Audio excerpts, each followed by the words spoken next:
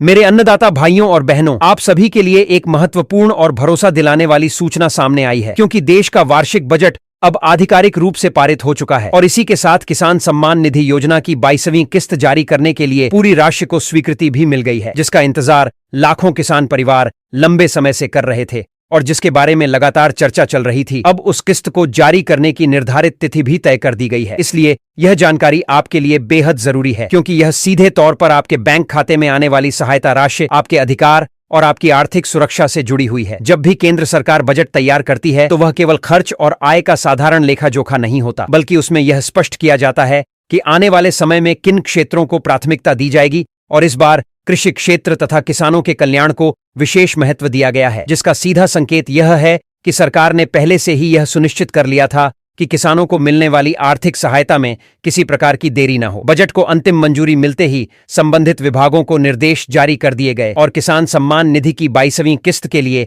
आवश्यक धनराशि अलग से सुरक्षित कर दी गई। इसका मतलब साफ है कि फंड की उपलब्धता सुनिश्चित है, प्रशासनिक प्रक्रिया पूरी कर ली गई है और अब तय समयानुसार राशि को सीधे पात्र किसानों के खातों में भेजने की तैयारी अंतिम चरण में है। ऐसे में स्वाभाविक है कि आपके मन में यह जानने की उत्सुकता हो कि भुगतान कब आएगा, किन लोगों को मिलेगा, किन दस्तावेजों की आवश्यकता होगी और यदि किसी कारण से पिछली किस्त अटकी थी तो उसका समाधान कैसे होगा। आज गांव की चौपाल हो, बाजार की चाय की दुकान हो या खेत की मेड़ पर काम करते किसान, हर जगह एक ही सवाल गूंज रहा है कि इस बार खाते में कितनी रकम आएगी। क्या 2000 रुपये ही मिलेंगे या फिर 3000 की कोई नई घोषणा हुई है?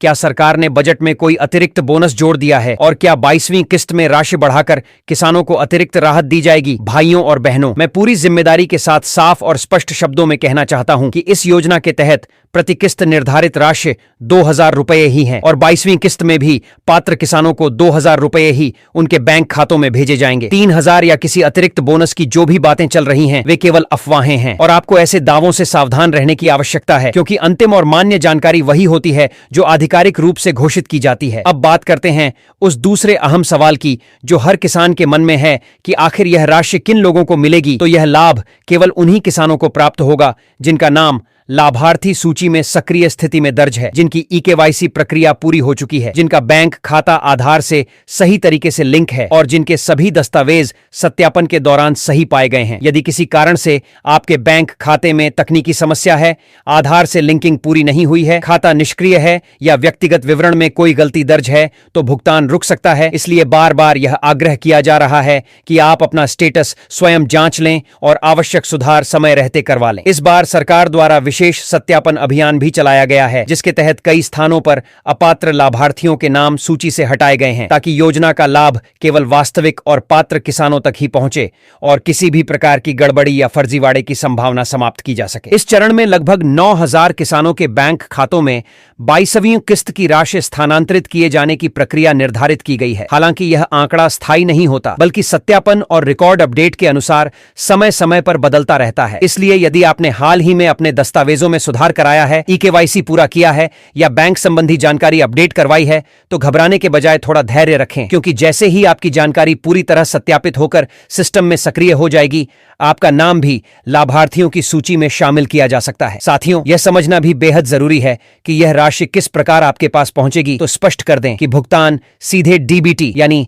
डायरेक्ट बेनिफिट ट्रांसफर प्रणाली के माध्यम से आपके बैंक खाते में भेजा जाएगा। इसके लिए आपको किसी सरकारी कार्यालय के चक्कर लगाने की आवश्यकता नहीं है, कोई अतिरिक्त फॉर्म भरने की जरूरत नहीं है और न ही किसी प्रकार की सिफारिश या मध्यस्थ की जरूरत पड़ती है। जिस दिन सरकार की ओर से राशि ट्रांसफर की जाएगी उसी दिन बैंक की तरफ से आपके पंजीकृत मोबाइल नंबर पर संदेश प्राप्त होगा और यदि किसी कारण से आपका मोबाइल नंबर खाते से लिंक नहीं है तो आप अपनी बैंक पासबुक अपडेट कराकर भी जमा हुई राशि की जानकारी प्राप्त कर सकते हैं। कई बार देखने में आता है कि एक ही गांव या क्षेत्र में कुछ किसानों के खातों में राशि पहले पहुंच जाती है, जबकि कुछ के खातों में थोड़ी देर से क्रेडिट होती है।